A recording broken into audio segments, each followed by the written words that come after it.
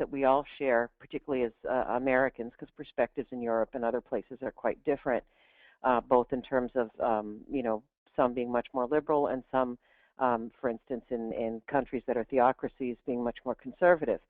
So with that, we come from more of this history that originally emerged from Greek dualism, where there was this big split between the body and the soul, and the idea of copulation or sex was an animal thing left to the beasts in the kingdom and not in polite company do we discuss this. Those kinds of things also came forward and were adopted by the Catholic Church as that became the church of state during the Roman Empire. And it was these values about sexuality were translated through also in the Protestant Reformation through to the Puritans and others who were involved in then coming up with some of the frameworks that influence our culture further.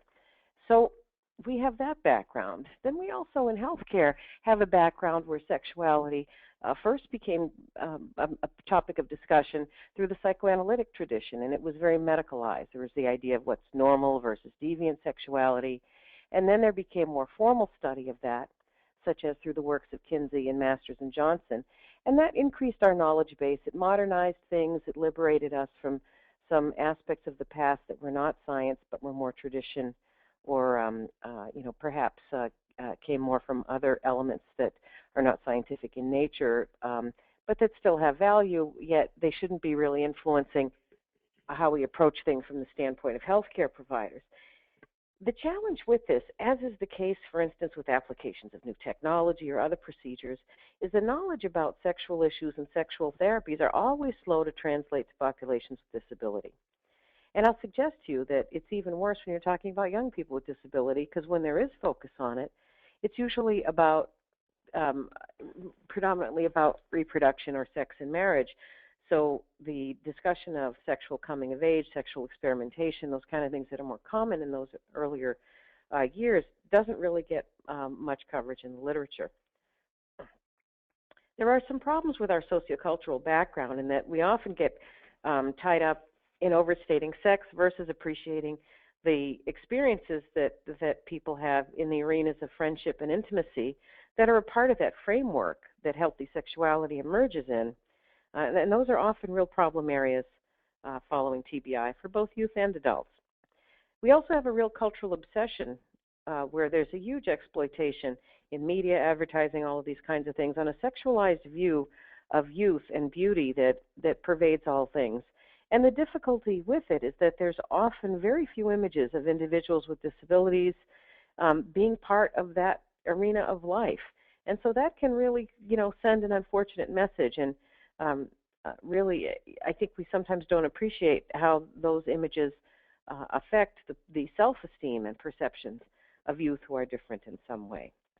Additionally, whether it's in healthcare settings or in our common parlance, there's little genuine discussion about sexual pleasure or sex as a means of expression outside of heterosexual marriage.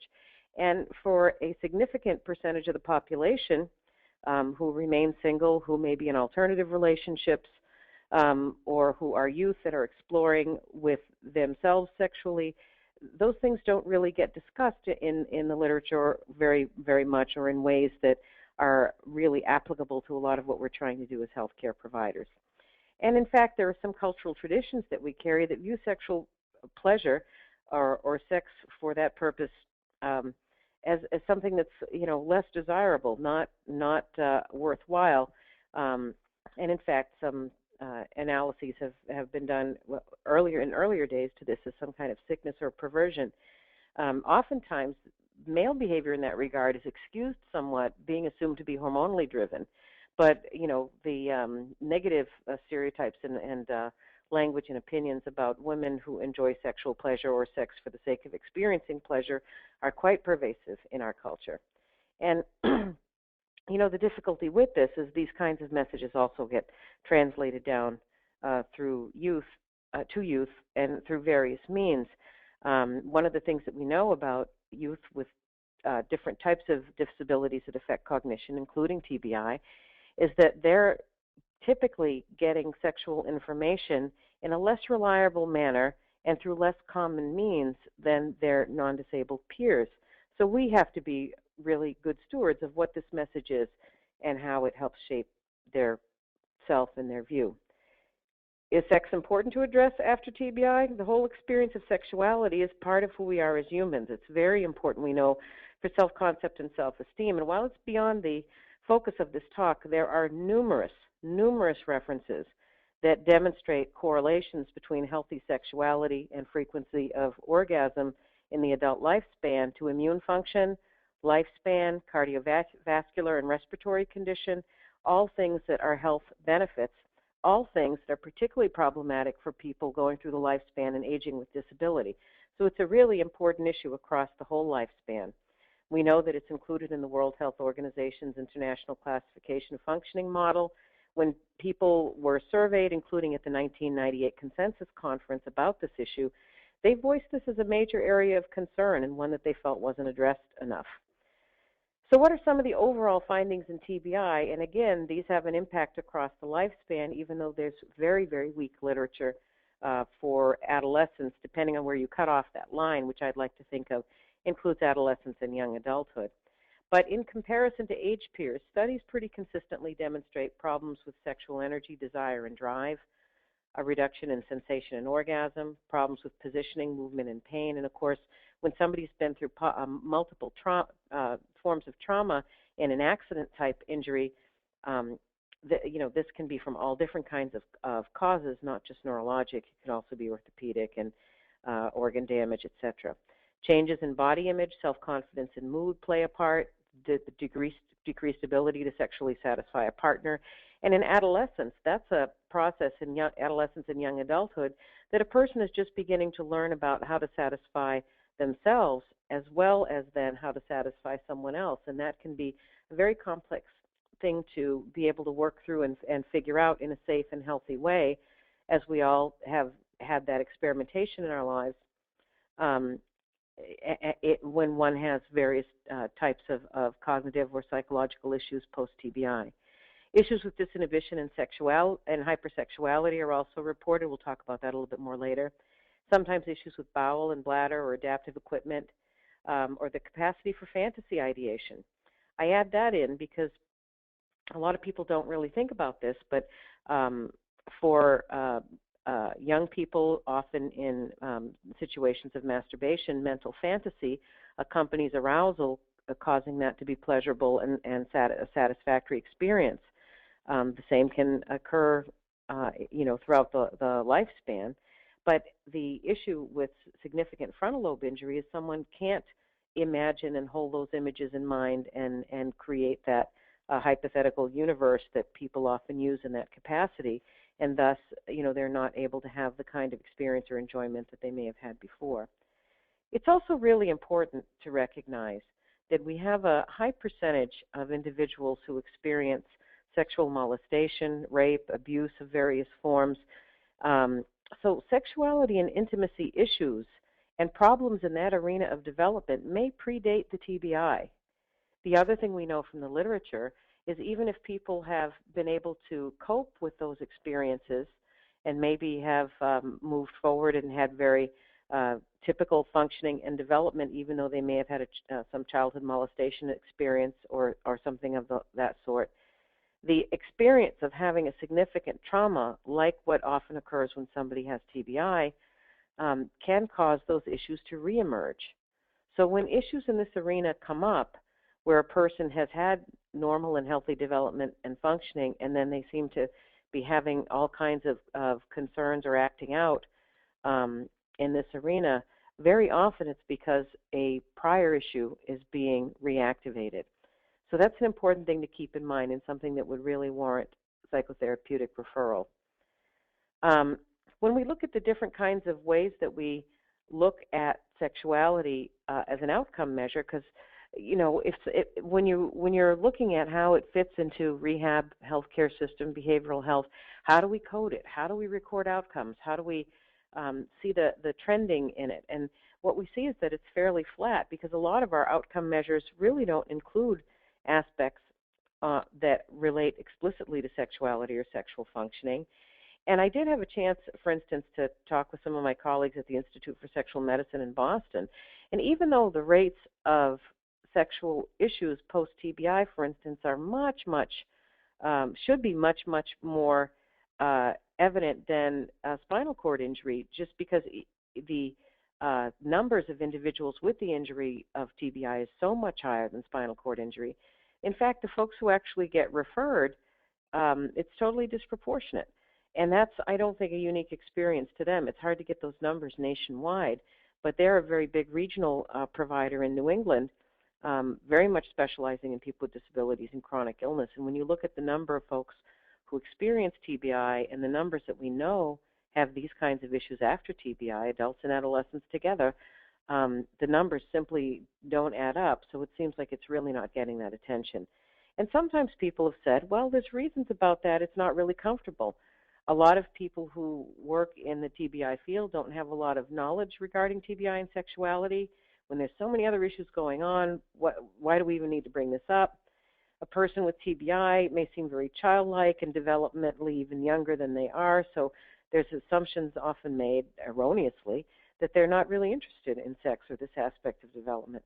And oftentimes it's about us as clinicians that we're embarrassed, or we don't really believe that we should be discussing this, or we always want to maybe have somebody else on the team handle that. And at times that's great, as long as there's an identified referral source if you're not comfortable. But hopefully with this talk it'll give some ideas and food for thought of how this may be a topic that can better be managed within your programs and settings. So parts of the brain that are involved include frontal systems, limbic structures, temporal lobes. This is a complex activity. A lot of the brain is involved. And absolutely from the hormonal standpoint, the endocrine functions are involved. A number of studies suggest that the frontal lobe, because it mediates our relationships and our expression of our drives and affect, is very pivotal, and particularly right hemisphere lesions, right frontal lesions are quite relevant, because that experience of how we connect to others, how we connect on the nonverbal sphere of communication tend to be more affected in those types of injuries, and they play a very important role. There are other things that we see that individuals who have milder TBI report more sexual dysfunction. It's true across the age span. And keep in mind, this is also true for some of your risk factors for drugs and alcohol, depression, anxiety. Individuals with severe TBI face innumerable challenges. But one of the things that stands out with those who have mild TBI is often that expression that they're almost where they used to be, or they're very close to how they viewed themselves, and that awareness is very much heightened of how they're not quite who they were, how they're not quite fitting in. And in that regard, they tend to, as a population, report a lot more problems, and among adolescents tend to get into a lot more trouble, including sexual trouble.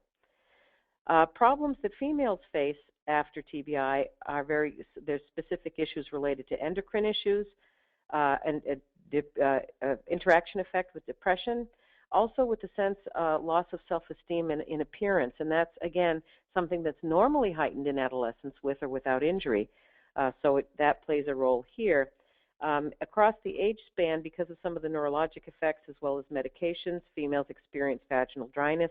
Young women have no idea often about, I shouldn't generalize excessively, but often don't have any idea about the variations on how their bodies can work in that regard, or what kinds of products might help alleviate, discomfort and are available to them. Older women, we all hear the menopause horror stories, so we're quite aware of these things. There's a real age span difference where younger women will have the same problem and may not have anybody as an age peer who has a problem like that.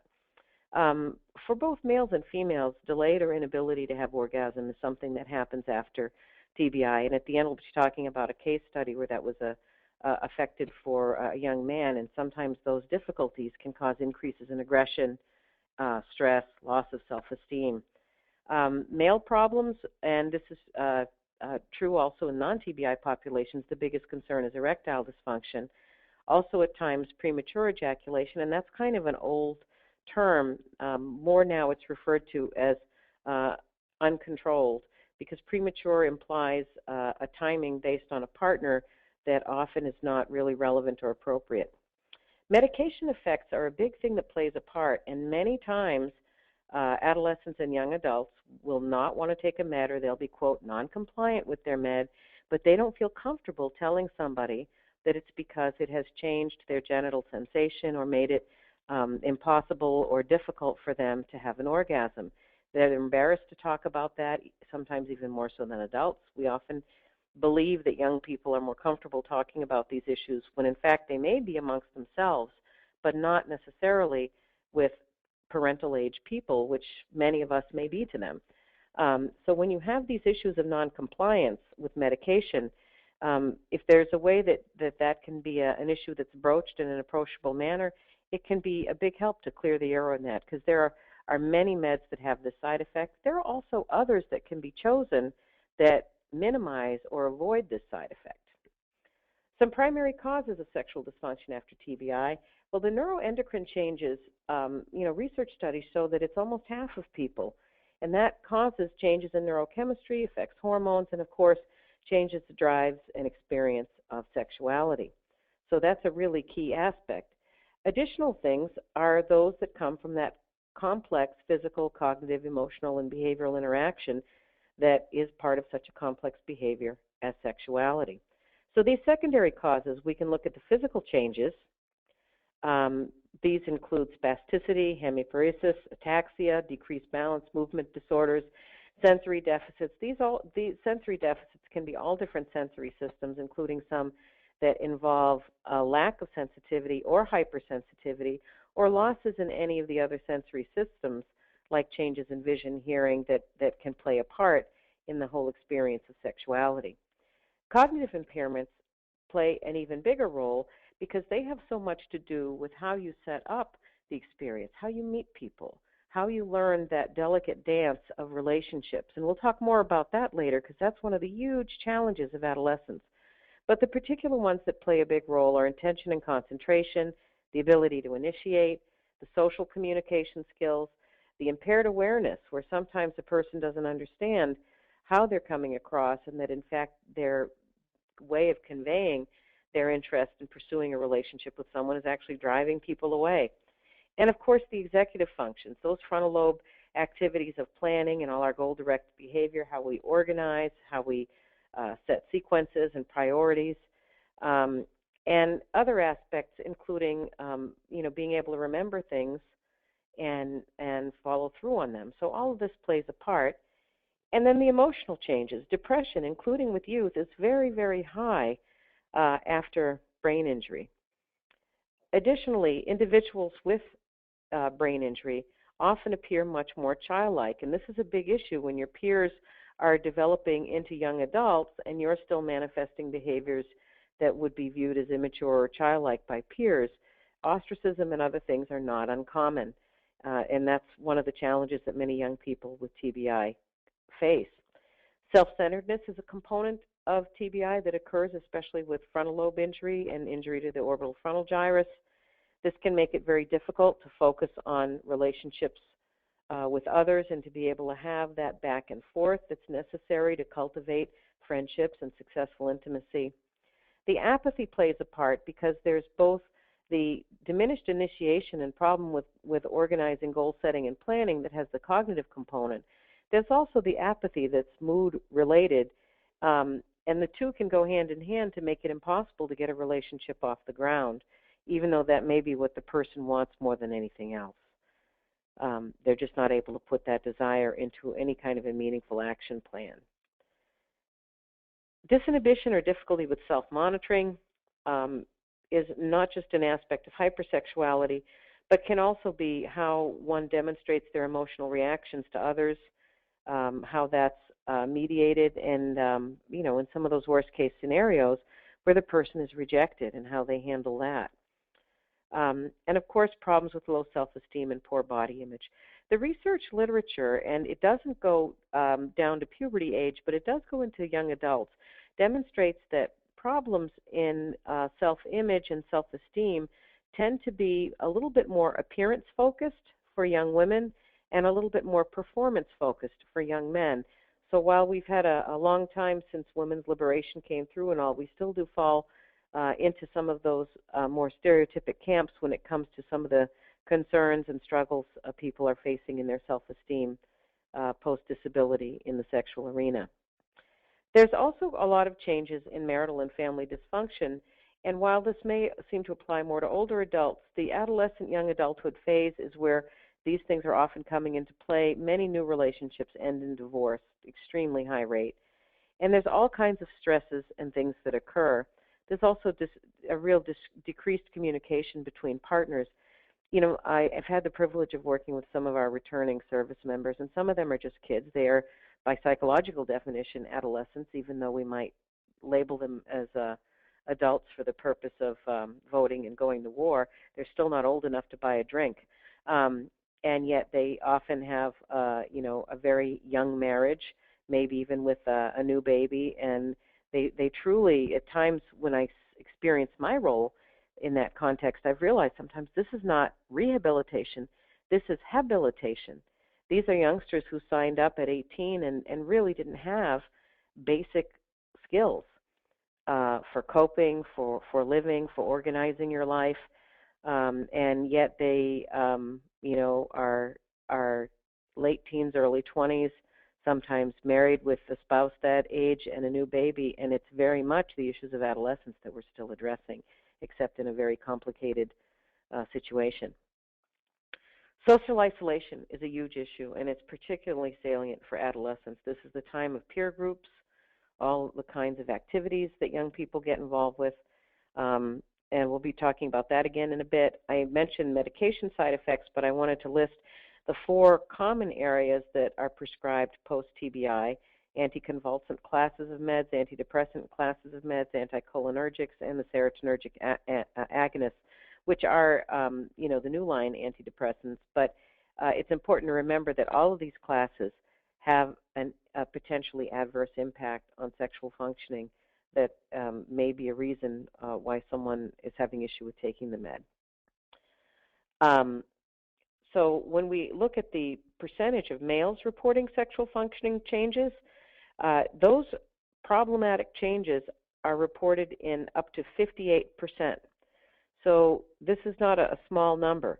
Again, the erectile dysfunction is primary, but there's also with problems with desire, orgasm, ejaculation, the decreased frequency of sexual activity, and overall decreased quality and satisfaction. When we look specific to females, they're rarely investigated as a separate group, and this is true across all different aspects of brain injury rehab, not just around sexuality. It's a condition that in older literature was closer to 3/4 male, now more around 2/3 male in its representation. But as we're seeing some of the you know, continued changes in those numbers, hopefully we'll see more research. And again, you know, these samples included young women, but not down to puberty age, 18 and up on the research studies that have large enough samples to do these analyses. But there's no reason to think that the differences would, on some of these more biological markers, would be dependent on a few years of age difference in any given direction. As I mentioned before, there aren't that many studies, but there was a wonderful one done by Mary Hibbert and colleagues in Mount Sinai as part of their model systems work. Dr. Hibbert's now at NYU, but during that time they did a control comparison of women across the adult age span with and without disability to women with TBI, and found that women with TBI experienced a higher rate of pain during sexual activity, decreased ability to masturbate, the vaginal dryness, problems with positioning and movement, problems with sensation and orgasm, and problems with body image. So these are all the things that give you that background on the overall aspects of sexuality from that physical, neurobiological standpoint. So what I want to tie that into now is looking at then how do we address that with all of those complicated psychosocial and developmental elements that parents and providers are involved with young people, adolescents and young adults. Excuse me. So Rothman wrote a book on looking at ways of handling sex education and parents handling these issues with kids, and I think it's very applicable. Barbara Barton, Mitch Tepper, and I worked on some articles together about this, and this was a great foundation that we discussed. And the proposal was put forth that in this arena, parenting is a five-piece suit, and I loved that idea. And the areas considered are for the role of how parents can be most helpful in this arena is that idea of affirmation, about recognizing and validating the child's particular stage of sexual development. And in adolescence, you go through quite a wide continuum from the pubescent naivete to those footsteps into young adulthood where often people are sexually active. There may even be pregnancy, marriages, experimentation, whatever going on. Information, providing factual knowledge and concepts, and those presented on an ongoing basis and in age-appropriate ways. That can be difficult when chronological age and developmental age don't line up, but staying as close to chronological age and supplementing information to really help keep that person closer to chronological age is very important. The ideas of values clarification. What are the parents' values? How does that get tied in to the competing values and the value systems that go on in the social world?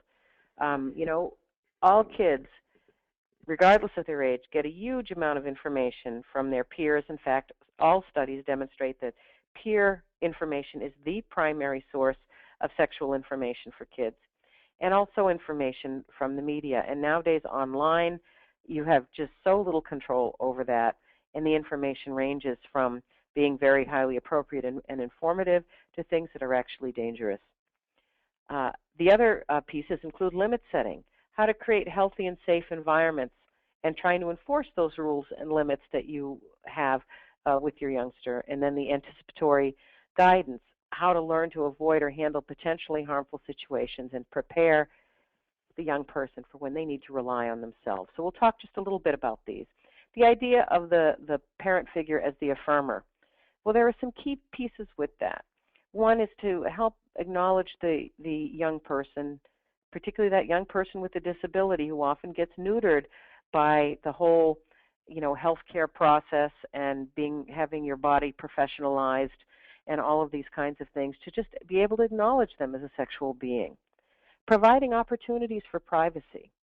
That can be a really difficult thing if this youngster relies on caretakers for things like catheter change, assistance with bowel movements, changing a adult diaper, those kinds of things, so that and needing to be supervised. And yet we know that those moments of privacy in using the bathroom, in showering, and dressing are oftentimes where normatively young people have some experience of self-exploration and getting some comfort with their own bodies. Encouraging the young person to participate in life activities and really trying to have those be developmentally aligned experiences. And, how do you do that as a parent without it appearing that you're overbearing or that you're always in the background? Can be a very, very delicate dance with adolescents who have any kind of a disability, but especially if there's more significant impairment related to TBI, where a person really does need in vivo coaching and help to get through the situation. How can you help foster that through peers? How can you help foster that through siblings so that it's more normalized? And that's a challenge that parents have to take a good look at. We know that this happens in key social venues. School, work, and clubs are the primary ones. And how does that young person fit into those venues, or how can that be facilitated, is a real important part of the role. As the information giver, well, providing sexual information is something that families, play a critical part in. And while often, the studies show us that more information comes from peers, sometimes that's because there's an information vacuum coming from the family. It's very important because in doing that, the family members who are involved in that discussion are teaching communication skills and interpersonal skills. And, being able to send messages that are healthy and not just about reproduction, but understanding different means of sexual expression, understanding how your body works, being able to have language to even discuss as a young person what's going on with you and concerns or worries you may have about your sexuality, about your health.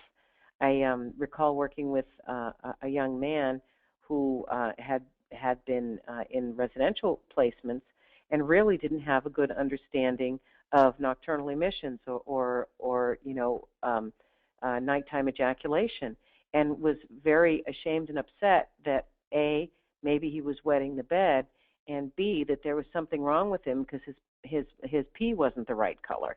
And that information had not come from family, peers, or from someone in the healthcare support system. So there was a lot of worry and stress and shame that should never have happened had the whole dialogue occurred, and it took a long time for him to even develop the comfort level and the language to be able to try to discuss what these concerns were, and yet they had a negative impact on his progress and on his integration within his peers because he had this different psychological persona. Also, dispelling myths is an important role, and a key thing nowadays is safety, not just in real life, but we have a whole other level of safety online that's really important that we need to teach and train about, because so many young people are spending their time on Facebook and other means where you supposedly meet people, but you don't really know who they are. And yet it can be so seductive. And for a young person with a disability who's been rejected by age peers, let's say, that you have this person who's claiming to be so nice and so interested in you and seems so wonderful, if you're not getting that regular information about the risks associated with this, it can be very, very easy to fall into those traps. And it's not that you want to scare children and adolescents. It's not about scare tactics. It's about education and communication.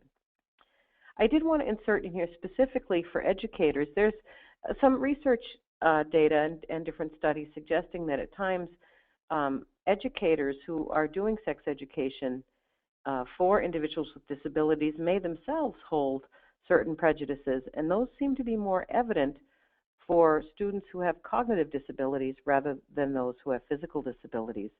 And those kinds of prejudices tend to involve a much more paternalistic approach, or that kids with cognitive disabilities, when they grow up, aren't really going to have marriages or sexual relationships anyway, so we need to protect them from that. And needless to say, the research proposes that, in fact, when educators actually have much more active, engaged, student-centered sex education involving the trust and the support of the parents, you have much better outcomes. So it's a team.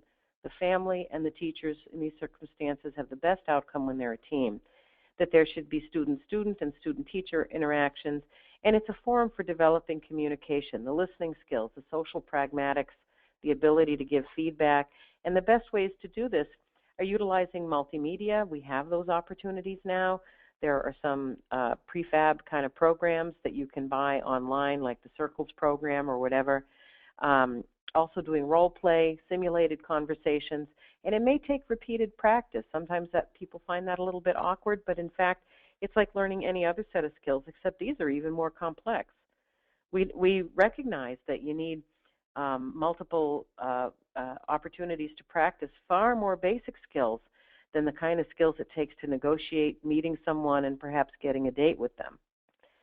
Limits are an important part that has to happen here, but every parent or family has to have some clear rules and guidelines and examples about what appropriate means, both in very concrete forms as well as the more abstract, and sometimes that can be very tough for people to talk about.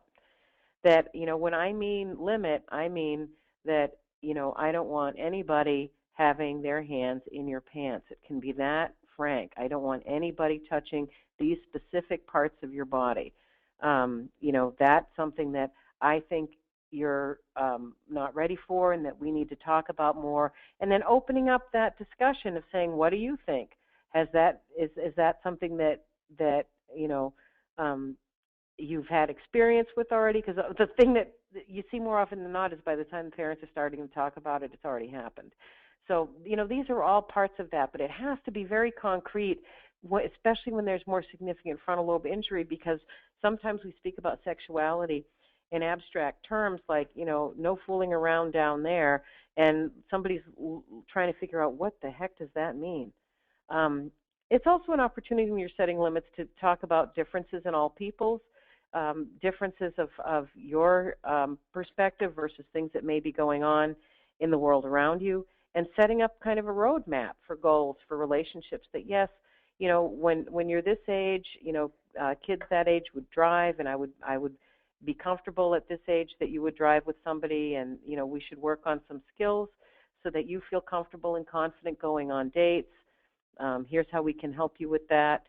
Also understanding the difference between what's typical experimentation versus a problem. And I think sometimes the bar gets set in a very different place for kids with disabilities and TBI versus those who don't. However, we pretty much all agree that some of the problem areas, regardless of whether or not a youngster has TBI, include when behaviors engaged involve things like unwelcome touching, exhibitionism, public masturbation, anything that's perceived as sexually aggressive or sexually predatory. Those are where some very explicit limits have to occur because they begin to violate the rights of others and can result in someone being ostracized. But it's important to remember that adolescence is a risky time for any youth, potentially. I know, I kind of sweat bullets with my stepdaughter. I was very, very pleased that she was kind of a geek. I'm even more pleased now that she's a neuropsychologist, but that's another conversation. We made it through that time is the point, but it was, some interesting moments. It's also tough because kids at that point in time are so tied in with their peer group. And you see two problem areas come up for kids with TBI. One is the shunning and ostracism. And it's not just kids with TBI. It's different in any way. That can be really, really tough in that age group. But there are ways, if we intervene, to minimize risk for things like, some of the overt sexual disinhibition or public masturbation or whatever. Those are the things that are truly ostracizing, that are really impossible to come back from in certain social relationships and social cliques. To be anticipatory of those things and minimize that risk, we can help out in those circumstances. The other more subtle ones are part of that fickleness of that adolescent in-crowd, out-crowd sort of things, and it can be very tough and ugly for any kids who are different. The other thing that sometimes occurs with peer groups is the manipulation or abuse. Sometimes these adolescent groups can be difficult and mean, and you have to help coach the youngster with TBI about their rights and about keeping an open line of communication, so that if anything like that is going on, they're being bullied, they're being manipulated or molested or whatever, that comes to light quickly, that it's not a persistent pattern that's occurring and is so damaging. So that is another risk. Hyposexuality is something that rarely gets talked about, but because of some of the impacts of hormones as well as medication with TBI, you may have adolescents who don't have the typical sexual drive or interest of their age peers or what would be viewed as age normative. Now, many parents are probably breathing a big sigh of relief over that, but this is a loss in that youngster's life if it doesn't get addressed over time, because it's an aspect of life that's beautiful and wonderful, and that in adulthood they will continue to have that loss of that enjoyable experience. But rarely is it talked about, and rarely does the adolescent identify that in themselves because they don't have a means of comparison of that. Another thing is that it is one of the warning signs of depression in adolescence, so keep that in mind. Hypersexuality in its pure neurobiological sense usually occurs in the context of like bilateral temporal lobe injury or is very severe frontal lobe injury. However, the frontal lobe injury is often more of an impulse control or disinhibition kind of issue rather than the sex drive out of control. It's that all appetites have difficulty being checked, and expressions of behavior can have difficulty being checked by the thinking part of our brain that usually is figuring out the correct social context to do whatever that behavior is. More often than not, through cognitive behavioral means and some more traditional behavior analytic interventions, this can help. There can be help here to shape this and bring this into in a healthy way, so that somebody isn't taught that their sexual feelings are bad or negative, but that there are ways through which these needs get met that are socially acceptable or not. These are really very much on a case-by-case basis. Myself and one of my colleagues, Michael Mazzoni, have written about this in some of the literature, and I'd be glad to send out some information on that if people are interested. But the whole thing is to shape the behavior into a means that will work in real life, not to extinguish it. You don't extinguish a person's sexual being. It just simply will never work. The other more delicate thing is figuring out boundaries, because boundaries are quite subtle and most definitely are a delicate dance. And there, things like the Circles program and others that have been used in the DD literature can be appropriate and adapted for use with youth with TBI. The other part with parenting is the anticipatory guidance, because you want to help kids have self-esteem, be able to manage their emotions, learn how to read others, understand social and gender roles. We have a certain percentage of youth who may be facing issues around their sexual orientation, their gender perception, and how to have understanding about those sexual minority experiences as that gets sorted out or manifested in earlier stages of life. And then having that point in time where you're really teaching the responsibility about matters of health and contraception, along with the prior aspects of putting your 2 cents in about values and social pragmatics and communication to really prepare that young person for adulthood. We know that hormones impact this behavior across all kids, not just those with TBI, and it exacerbates some of these cognitive issues.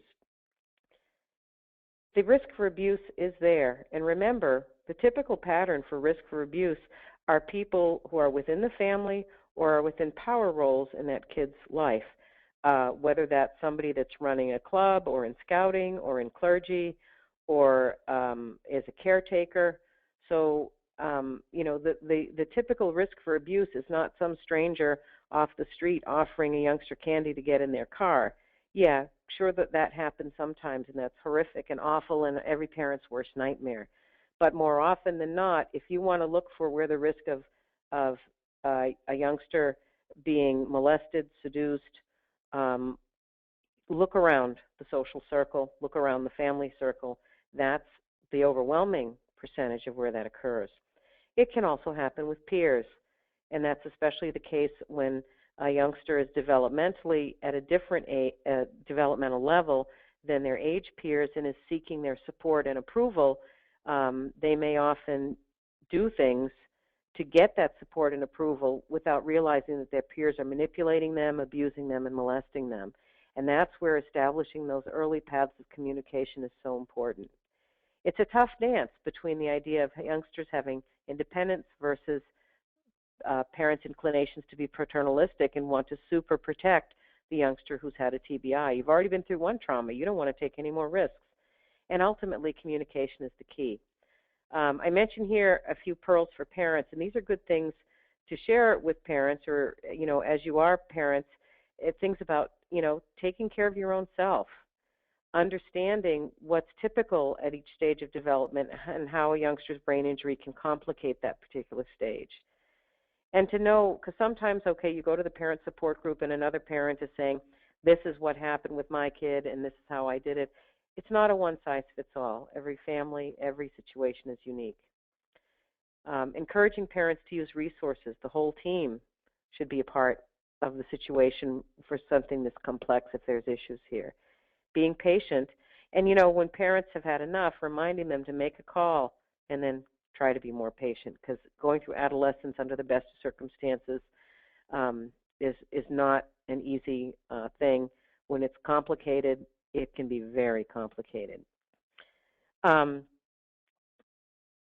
Your family is how you define it to be, and for parents, that's an important thing to be reminded of.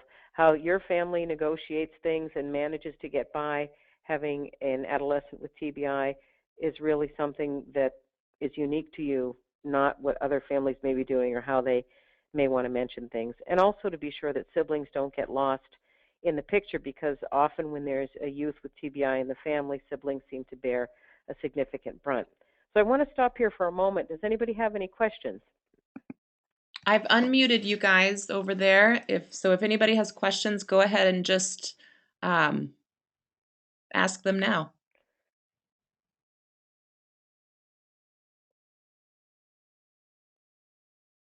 Okay. Can you hear us?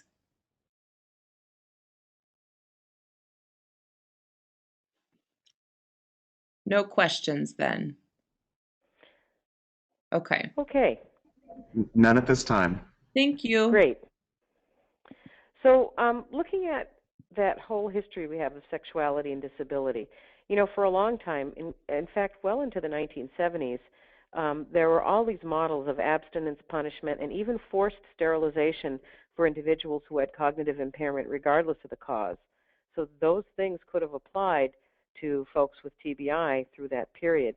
And they were based on ideas that really reflect something about our culture. Early on, it was the idea of innocence models, that we have to protect people with disabilities, especially with cognitive issues, from the public, which poses a risk to them, could take advantage of them. Then it's interesting because after the deinstitutionalization movement passed through and there was a greater integration of people with all kinds of cognitive and behavioral health issues into general society, there was a switch over to this degenerate model that we have to protect the public from the people with disabilities. Some of them are out of control and could be sexually predacious on the population. So it's kind of interesting because both of those were grounds to kind of neuter people with disabling conditions, especially those that affected brain functions. And then, of course, there was the discussion about normalization, and that was great when we were talking about abstract rights. Yes, absolutely, we want kids mainstream. We want youth integrated with all the other youth. Oh, but what do you mean, like they're having sex with each other? Suddenly the explicit realities kicked in, and that made the abstract rights a lot more challenging to deal with. And I'm not saying that there's any particular answer on those things, but I think if we go back to the previous ideas about communication, about integrating education as well as therapeutics with a trusting, supportive relationship with the parents, so that there's consistent messages and consistent supports for that youngster's development. Because the rights of, we absolutely believe that individuals with TBI should have the full spectrum of rights that everyone else has. Well, that also includes the right to risk, the right to make bad decisions, the right to have sex with people your parents hate. So there's all these kinds of things that come up. There's a lot more literature on developmental disability and sexual socialization than there is specific to TBI. Interestingly, though, on those studies where you can kind of look through some of the details about the sample, you'll find that there's youngsters with TBI rolled into some of these studies. So it is very interesting that although the developmental disabilities and cognitive impairments are of various types, they really do parallel a lot of the youth with TBI. We're socialized from birth to childhood, and the earlier the age of injury, the more kids growing up have been desexualized. And you also see there's very few media role models. I remember years ago there was a TV show that was depicting a youngster with Down syndrome, and there was a huge deal when there was a kiss on the show. And I thought, oh my, there's a huge deal because we are just in such a vacuum here of role models and experience. I mentioned this challenge with parental paternalism, and also the problem that there's less peer and sibling learning. So where's the information coming from? Well, usually from professionals. So that's educators, therapists, clinicians of various types. So what are some of the things that we have to take a look at? Well, looking at the barriers to healthy sexuality. There's a real lack of privacy and autonomy, more so than age peers for kids with TBI. Lack of information, lack of access or fewer available sexual partners. They don't tend to do as well in the dating game. And it's interesting because individuals with cognitive disabilities have an increased vulnerability to HIV and sexually transmitted diseases because they don't have the information, They don't have the cognitive wherewithal to have the preparation. People are not helping them with that. So when there's an opportunistic availability to engage with sex or experiment with sex, they're not prepared to do so. It's not like that they have a condom. It's not like they necessarily have the strategies to really have practiced. Where do I draw the line? How do I communicate that? Because there's often a real vacuum there. And because of that, there's a greater risk for exploitation. Overall, many people agree that there's a lack of quality sex education for the general population, never mind for individuals with disabilities, where it moves beyond the family and school and also becomes a healthcare systems issue. A big piece of what we have responsibility for is to make sure that we don't have sexual victimization occurring. Really teaching about that right to say no, and that right to say no at any time is a key point. There are some more generic rights that have been put forth for individuals with disabilities, including cognitive disabilities, and some of these were incorporated into position statements from the World Health Organization. People having the right to have their sexual needs and preferences accepted and respected, people having the right to confidentiality and privacy in this aspect of their life, the right to relationship with another person if both are over the age of consent, the right to stop having sex with someone at any time, to have information that they can understand about social and sexual matters and legal issues, as well as protection from abuse, and the right to marry or live with a partner of their choice and have children. So these are all kind of part of what has to be integrated in the big picture of how we move forward. It does raise a few issues. One is the idea of competence for sexual consent. That often falls more in the arena to psych staff of having to be part of that evaluation. But under the best of circumstances, it's a process that includes the various members of the team, the person, their loved ones, looking at the essentials of skills and knowledge, as well as performance on specific measures that we use to evaluate capacity for consent in other arenas of life. Some researchers have attempted to kind of package this, like an early model put forth by Kennedy that's applicable to this population, but those haven't really caught on so much as how most clinicians can do fairly well in trying to look at competency to understanding choice making and looking at the pieces that go into that. I would suggest that the more this can be done with the affected parties involved, so that it's a developmental process. It's not just this yes or no cutoff. It's not like suddenly one day you were able to give consent and another day you weren't. There's an evolution in that about self-knowledge, about worldly knowledge, about the recovery process, about cognitive skills, about family role, that should be part of a healthy process in developing that ability to give consent. Looking at this too, there are many things that we can approach in the world of rehab, some of them crossing across multiple disciplines. But looking at this arena, we know successful sexual relationships hinge on successful intimacy.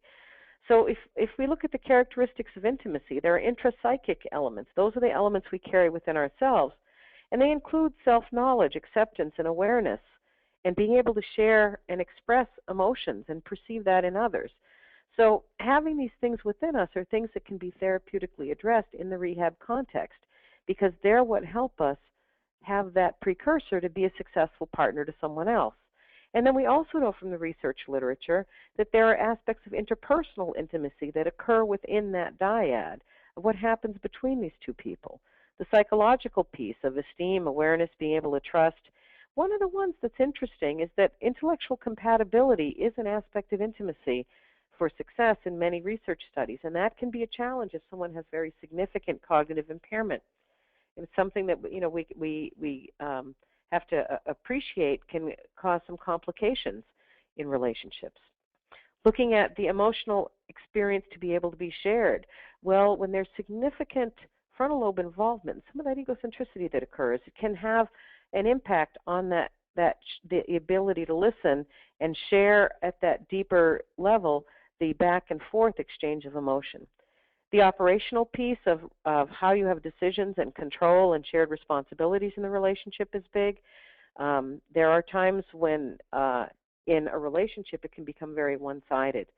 And that's very eroding for a healthy relationship to evolve when all the control is in one hand. And the shared activities and hobbies. It's why it's so important to facilitate those things so that the person has as rich a palette possible of those things, because being able to share those experiences are what make a relationship work. It's not just how cute somebody is or whatever. It's what are the things that you can do together that you both enjoy, the friends you have in common, the community that you're in. And it can be tough when an injury is acquired after some of these patterns get put in play because they change. And it can be really hard to adapt to that. And often in adolescence, young adulthood, relationships really struggle to survive that because they simply don't have the history to fall back on. We know after TBI, people have lower marriage rates, higher divorce rates, that they have lower rates of dating. And also for young people, they're older at the age of their first date. Often residential and transportation issues are a big part of this, because people may not be able to drive or independently use transportation. They may be residing in a therapeutic setting or residing with their families. They don't have their own apartment. They're not moving into the college dorm. If they are, it may be that they're not as secure in that and are not as able to execute those relationship steps. There's often problems in the dyad and big issues with fearing rejection and aspects of trust, vulnerability, and control from having had this developmental process go in a somewhat different path because of the TBI. One of the issues with TBI, while there are some endocrine issues, it often has no impact on conception. Big issues that do happen, though, is often young women who get pregnant don't realize during that first trimester that they're pregnant and may be on medications related to their TBI that have serious risk factors associated to the fetus. That's a very significant concern, and I think it behooves all of us to have some frank and open discussions about contraception with our clinical populations, because this has happened a number of times in situations I've consulted in, and it's made for some very, very difficult situations. Another thing that we see with many individuals with TBI is that the disability has caused huge financial problems because of uncovered medical and rehab bills, because of difficulty entering the workforce, and some of the biggest challenges that young women face who become pregnant with TBI are related to health and nutrition, and the common denominator there is often poverty. So those are ones to keep in mind. We also know that there's a lot of research literature that suggests difficulties associated with parenting after TBI. My struggle with this is that we don't have very good models of parenting training within the rehabilitation world. There are a few projects out there, there's a few workbooks, there's a few models, but it's not something that's done very well in rehab settings. You know, in many programs, for instance, for troubled youth, that there's early parenting training because we recognize the risks of that population entering the world of becoming parents prematurely and problems associated with that. We don't do that in TBI. We don't even do it very well with adults who are deep within that age span where you would expect parenting to occur, or even already are parents. So it's something to keep in mind and can be included within different curricula in a very therapeutic way, because a lot of the skills associated with parenting are also important skills for self-care. We have a whole world of sexual minorities and subcultures that exists. Now, you know, I live between Massachusetts and Manhattan, so probably my ratio of encounters is much higher than it may be in other parts of the country. But, you know, in some communities it's a very high percentage, and we do know that those numbers are pretty pervasive, you know, across Western countries and across the U.S. So the thing is to have an environment that is at least open and accommodating so that we can have that dialogue occur. And if it's something that personally you're not comfortable with, knowing who do you refer that to.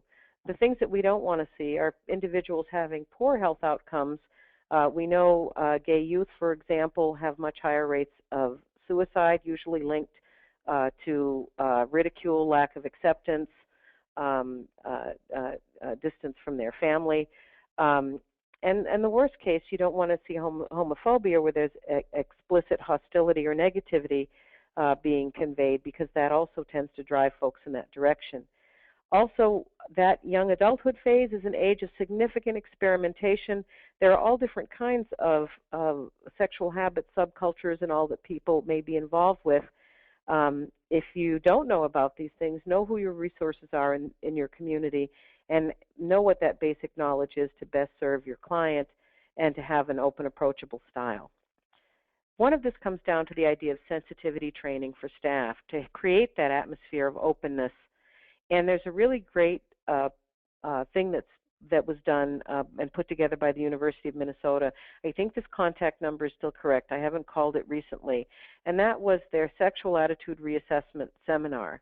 And they use all different kinds of tools, multimedia, discussions, to really talk about how to broach those issues and do that in a comfortable way.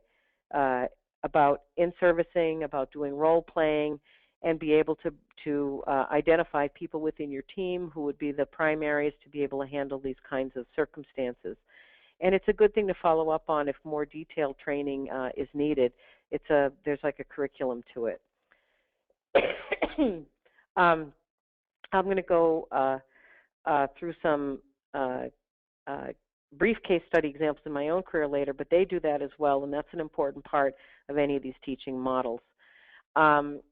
We do know that there's a lot of models that kind of go in and out, but there's a lack of empirical studies of like what model is the best, but they all have key components about sensitivity training, about having involvement of training for family members, about individual and group counseling, the social and intimacy skills, which often involve a lot of the allied health professionals. Sometimes that gets pigeonholed, oh, that's a psych issue. No, it's not. Social pragmatics and a lot of these elements go across multiple disciplines. And then if people are in a couple situation, much more specific referral information and intervention can occur.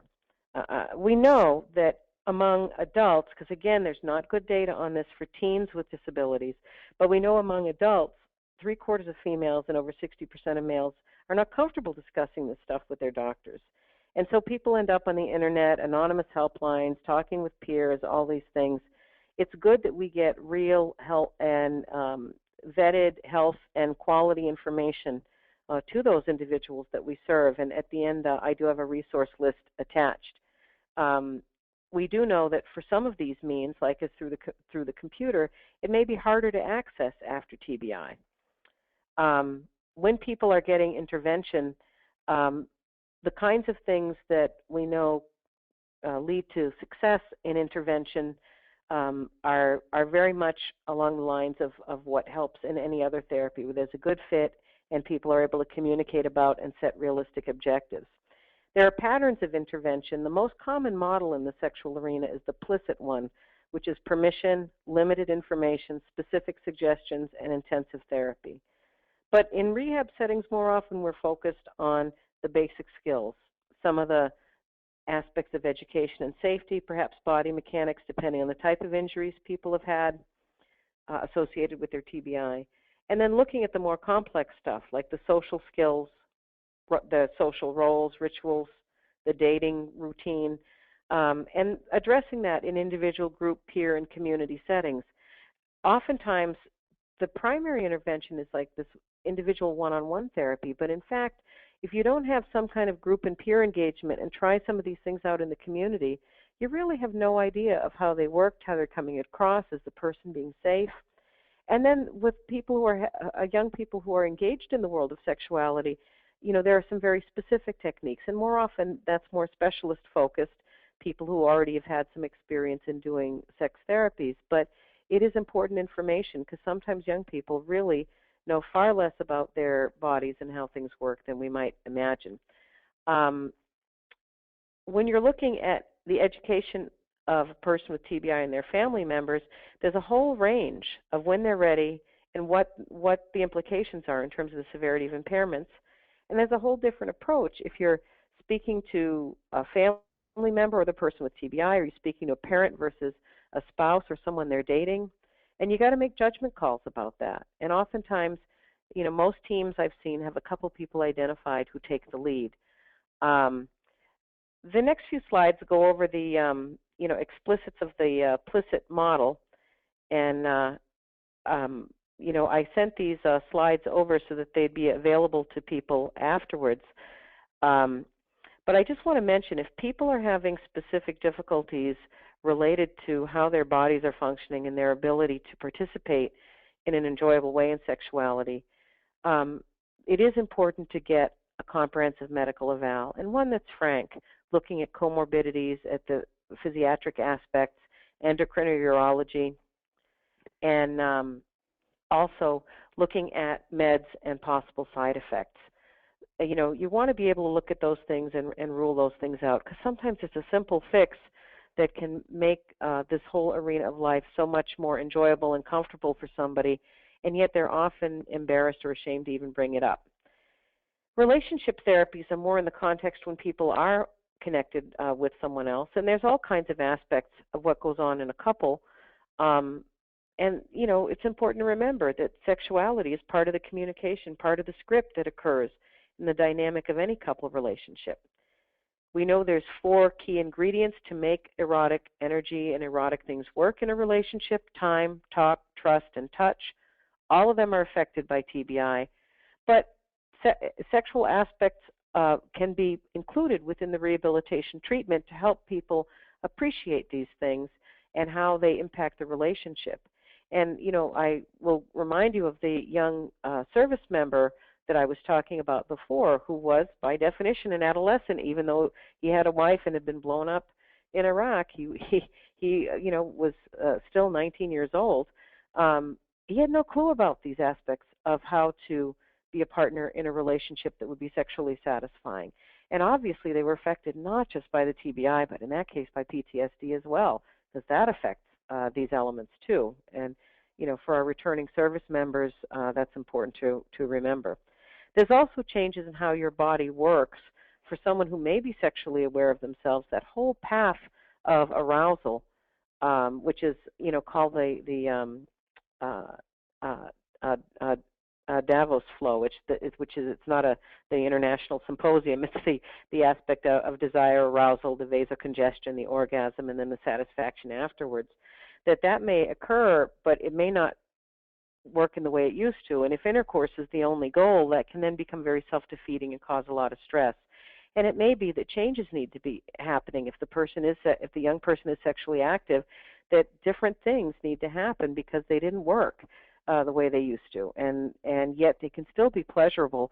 And this is the point where bringing in somebody who has expertise specific to that area of sex therapy can be helpful. A lot of the kinds of problems I discussed previously, again, are things that often would be brought to a sex therapist in particular. I want to close on a couple of things: communication, and then another growing problem we have among young people, which is sexual internet addictions. First is that the key thing that is the struggle for so many people in the world of sexuality, TBI or not, adolescent or adult, is about how sexuality is tied in with communication. And remembering that is the nature of what's occurring in the dyad. And there's all different forms, verbal and nonverbal, and that can make it very hard for someone who has significant cognitive issues, or even subtle ones sometimes, to be able to read that. There are key things that I've seen as big problems that many young people with TBI face. The basic skills of learning how you convey attraction. How do you use your eyes, your body, your touch, your self-presentation, opening lines? How do you flirt and know what degree of message you're sending? Think of how subtle that is. And that's where at times doing multimedia, doing role play, putting some film clips up to show examples. What do you think that this message is? How does it come across? If you wanted to send this message, what would you do? I mean, it's very challenging stuff to teach, but it is part of rehabilitation if we're going to be serious about giving people the social pragmatic skills to fit in to the real world. The other thing then is that once you move beyond some of those basics of conveying attraction, you then need to build up the relationship. Well, how do we do that? First of all, we listen to each other. We give a little bit of ourselves. That whole idea of how you time and exchange self-disclosure, because that's how you invite someone into your life in an increasingly intimate way.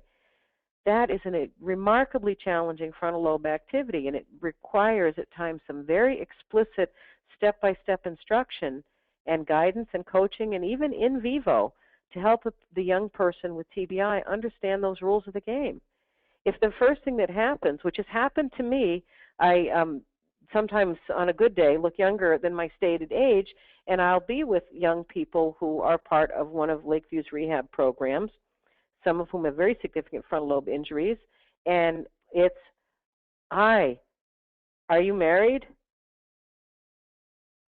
And okay, sometimes that, in the common world out there might get a little chuckle or whatever, but you know what? If we don't help that individual have some coaching and supports to move beyond that, because what that question is saying is that I would really like a relationship. I would like a relationship where we're attracted to each other, that it's a sexual relationship, maybe even a marital relationship. That's the subtext of that question. But that question is a totally unsuccessful entree into the dialogue that would ever lead into that direction. So, there are a lot of rehab steps across the disciplines that can help with that. When people are coupled, then, there is those elements of sexual communication of how to keep that working. And you have to consider their anxieties, their cultural background, and all of that for that to work. But when new relationships happen with young people after TBI, even though it may seem artificial, relationship coaching and some initial therapeutic thing can make a real big world of difference. And that's not to say to medicalize and pathologize those relationships. It's to give them a fighting chance and to try to help with some social pragmatics and some scripted interventions. I want to close by mentioning sexual addiction. Now, there are the paraphilic ones that are really something that needs very significant treatment, where people are posing a risk to themselves and others by their means through which they're achieving sexual gratification. And those absolutely are a grave concern and not something that I would ever expect somebody who was not expert in this arena, myself included, to be taking on from a treatment standpoint. And unfortunately, the rates of success for treatment are not so hot there. Thus, we have sex offender registries and the like. But there's the other form, which is the non-paraphilic, which are conventional behaviors like masturbation, looking at pornography, that get taken to extremes. It's different from hypersexuality, that is a neurobiologically driven overactivation of certain brain circuits. And this can be related to all kinds of things, developmental issues, personality disorders, attachment disorders, but it's a big problem. And with sexual addiction, there's often 12-step models used. There's different forms of psychotherapy. Pharmacology can be helpful because it's often tied with underlying depression and social isolation. And it's real important to engage somebody who's drifting in this direction, and often so much it's being hooked on the internet and internet pornography, where the person is really abandoning the rest of their life to this. And I'm not puritanically here saying, people shouldn't look at porn on the internet. I don't have a position on that I'm conveying in any way. I'm saying when people have an addiction to this so that it's interfering with their life functions. And ideally, if you can get family involvement and support, spiritual support, and get them back into exercise, diet, healthy lifestyle, other activities, whether it's avocational or vocational, whether it's volunteer kinds of things or club, something to break that pattern, which is very addictive, of being in that isolated circumstance and involved with a very highly stimulating activity that is beginning to push out the rest of life. So that's one that's of concern and that I see an overrepresentation of in some of our young people with TBI who are not getting connected to real relationship skills, and a meaningful interaction with the outside world. And oftentimes it's because of the worries about risk that we impose as providers and clinicians, that parents impose because they're worried, and instead the sexual behavior manifests itself, because the drive is still there, in ways that are equally unhealthy and have a long-term worse outcome because they're very addictive and very isolating and interfere with the rest of life. So it's always such a tough thing there. I just want to mention a couple of brief case examples to close. One was about a self-sex situation that I was involved with clinically. This was a young woman who had to have medical intervention to remove items from her vagina that were lost during masturbation. She had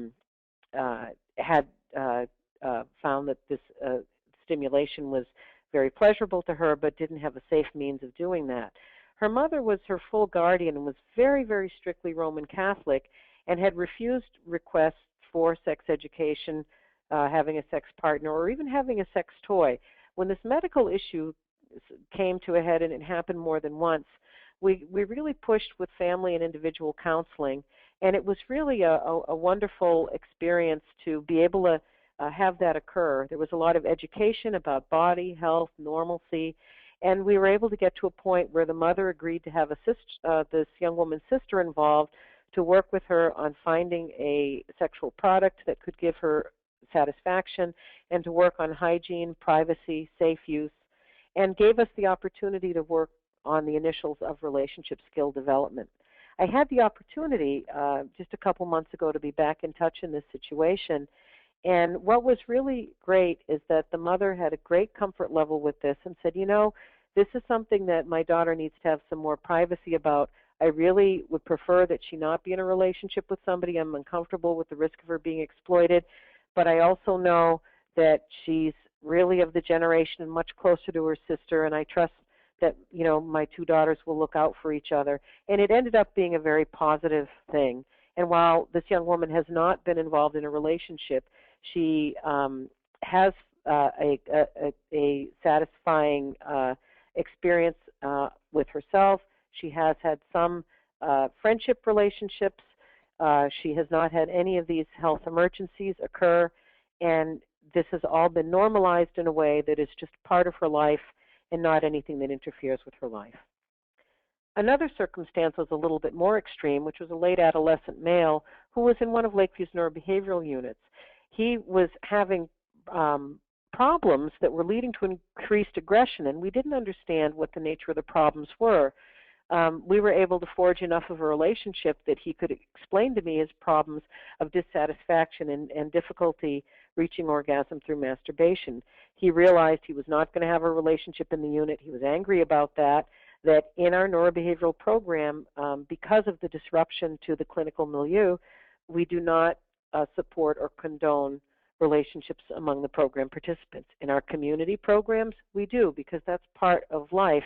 Within a neurobehavioral unit, it's really not possible because the dynamics when those relationships fragment would make unit life utter chaos. So the thing with this young man is that he didn't understand that in doing this very frequently, combined with the effects of some of the medications he was on in his maturing age, he would have longer refractory periods where he would be unable to masturbate again. And because it was not satisfactory, he kept trying to do it again and again and again, just creating more problems for himself. So with education, as well as some product selection of using a lubricant so he wasn't causing any kind of injury to himself, as well as working around hygiene and privacy issues, which were a concern there as well, and enriching his life, which was an important part of the clinical interview. What else is going on? And understanding that, you know, if we can work to get some of these aspects of your life so that you can be safer in home and community environments, you have a whole different world of freedoms and opportunities for you. And these are some steps that then would occur to help you with relationship pursuit. And it's interesting because looking at that retrospectively, it was serving in kind of like that de facto parent role when we talked about the 5-piece suit, except as a clinician, you're in a little bit different relationship to that. But anyway, it was a satisfactory outcome and one where there was a dramatic reduction in aggression. Here within the slides, and I apologize that for some reason the slide defaults to a weird color on anything that has a hyperlink suggested, and every time I tried to change it, it kicked it back. But these are all websites over the years that I've looked at and used as references, and they're not just, you know, pornographic junk. They have real information that can be very helpful, and that's often quite specific to individuals with different types of disabilities, or looks at things in a more holistic, healthful kind of way. I want to close, and this is a photo of a friend of mine's cousin. The young man and young woman here both have cognitive impairment. Um, she's kind of from a traditional American, I think, uh, uh, kind of upper Midwest background, so I thought it was interesting. I think she was from Michigan. And he's from a Hindu family, and both families were able to support them in getting married and having a relationship together. And my friend tells me that they're very happy, and it's very wonderful. And the families have worked together to support them in having a very rich and fulfilling life as a married couple. And this was a photo of their wedding where she was wearing the traditional Hindu garb. So it was, I think, an example where a whole team worked together so that people are enjoying a quality of life that we would all want to have. My comment with that is that pleasure is an affirmation of life, and it should be accessible to all people. And there's no right or normal way to have these experiences. Each of us is unique, and it has to fit within our context of our lives, of who we are, our experience, our family, our traditions, our cultures, our religious preferences.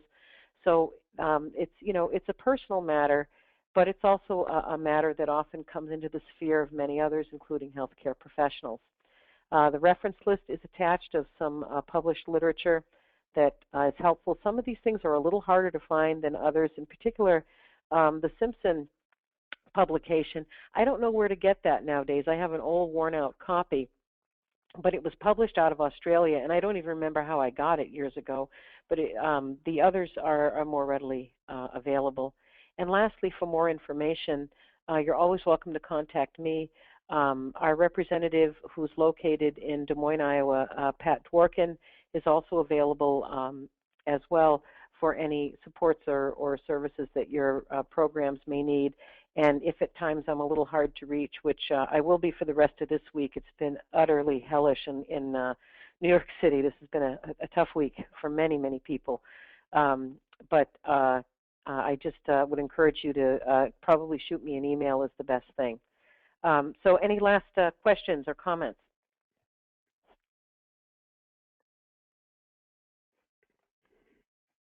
Any questions, guys? Okay, I will be sending you a copy of the presentation like she mentioned. And Could I send this one out to you, because I forgot to put my contact info on the other one in case people want to get any information about further references. oh, perfect. Yes, please I'll go do. ahead and shoot this one. That would be great. Any questions at all for Dr. Trudell? All right. Well, thank you so much for all of that information. And folks over there at ChildServe, like I said, I will send that updated one when she sends that to me. And then there will also be an evaluation that gets sent off to you guys as well. So thanks for joining us today. All right. Thanks very much, That sounds everybody. great. Thank you. All right, thanks. Thank you. Bye-bye. Bye.